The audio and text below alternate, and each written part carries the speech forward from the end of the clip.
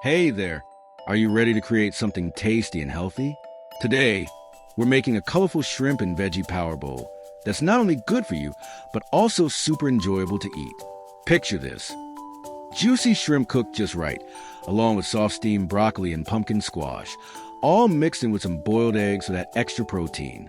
And to add a pop of freshness and some antioxidants, we're throwing in a handful of sweet blueberries. It's a mix of flavors and textures, all seasoned perfectly with a bit of salt and pepper. This isn't just a meal. It's all about celebrating wholesome ingredients that give you the energy you need for the day. It's about choosing delicious, smart options that make you feel great and satisfied.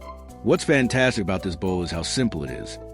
Steaming your veggies and boiling your shrimp doesn't take much time at all, but the payoff is huge. So, grab your ingredients, enjoy the easy prep, and put together your very own power bowl.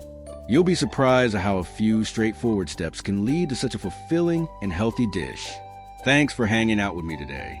I hope you love this shrimp and veggie power bowl as much as I do. If you found this useful, don't hesitate to stick around for more easy and healthy ideas.